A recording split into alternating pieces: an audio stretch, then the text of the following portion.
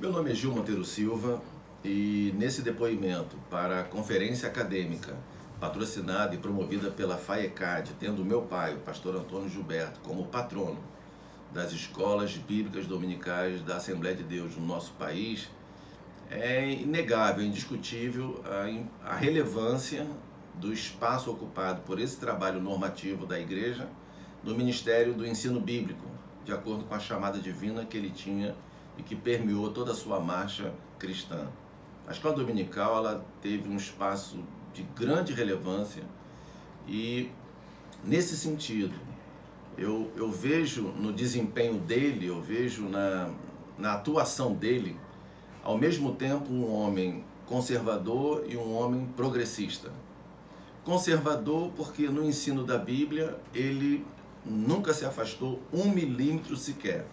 da ortodoxia doutrinária. Ou seja, a partir de um viés da baixa crítica, a Bíblia é a palavra de Deus, ela é inerrante e infalível, a Bíblia é um livro divino humano e como nossa regra de fé e prática, nós temos o cânon bíblico pelos livros inspirados pelo Espírito Santo. Isso para ele era inegociável. Então, por esse viés, ele é conservador. Mas por um outro viés, ele é progressista e até mesmo revolucionário, porque ele, a partir de tudo aquilo que ele teve a oportunidade de ver fora do nosso país, pelas viagens que ele fazia pela Marinha, e ele vendo todo o entorno que existia no ensino da Bíblia, nesse trabalho chamado Escola Dominical. Ele vem com isso para o nosso país, ele volta para o Brasil com isso, e ele então busca uma formação acadêmica que pudesse, que permitisse que ele adaptasse isso para a nossa escola dominical e agregasse valor a um trabalho que já era normativo, já era consolidado no nosso país, na Assembleia de Deus. E ele busca então uma formação acadêmica na área de pedagogia, busca uma formação acadêmica na área de psicologia, e isso faz com que, em meados da década de 70, ele lança o CAPED, o Curso de Aperfeiçoamento de Professores da Escola Dominical. O primeiro CAPED foi realizado em 1974. E no livro-texto, chamado Manual da Escola Dominical, ele inclui essas duas disciplinas, pedagogia e psicologia. Num tempo que para nós, na Assembleia de Deus aqui no Brasil, para ler e estudar a Bíblia, e até mesmo ensinar a Bíblia, bastava orar, era o suficiente. E ele vem com essa ideia revolucionária de que, somando e agregando valor a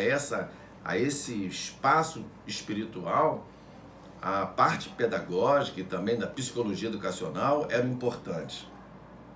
E no livro-texto, chamado Manual da Escola Dominical, tem essas duas disciplinas.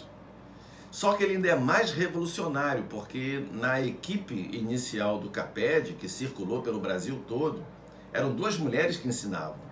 respectivamente a irmã Helena Figueiredo e a irmã Albertina Malafaia. E algumas regiões do país tiveram uma resistência muito grande para mulheres ensinando a Bíblia, ao ponto de que em alguns ministérios o meu pai tinha que ficar em pé ao lado delas. Elas, para poder ensinar, o meu pai ficava ali ao lado como se ele estivesse endossando, dando respaldo, avalizando o ensino delas, porque alguns pastores entendiam que as mulheres não podiam ensinar na igreja. E ele é um homem, então, à frente do seu tempo, porque ele toma iniciativas que a Assembleia de Deus não tinha essa forma de pensar. Mas ele faz tudo isso na direção de Deus, conduzido pelo Espírito Santo, de tal maneira que esse trabalho, então, ele se expande na Assembleia de Deus, trazendo toda uma formação de professores de escola dominical, e isso repercutindo diretamente em sala de aula. E ele demonstra, então, que nós podemos ser, ao mesmo tempo, conservadores, mas podemos ser progressistas, não ficando numa zona ou permanecendo numa zona de conforto, não buscando algo que possa mudar, que possa alterar, que possa aprimorar e aperfeiçoar aquilo que nós fazemos na obra de Deus. E ele deixa esse legado, então, para a escola bíblica dominical, porque se era um trabalho normativo chamado escola, era necessário um entorno pedagógico para que recebesse esse nome. E nesse período da década de 70, ele também, juntamente com uma equipe, ele conduz um projeto de dividir as revistas da escola dominical por faixas etárias. Foi outra mudança muito importante, que já passou aí por 2 ou 3, digamos assim, evoluções no sentido de currículo, mas ele lança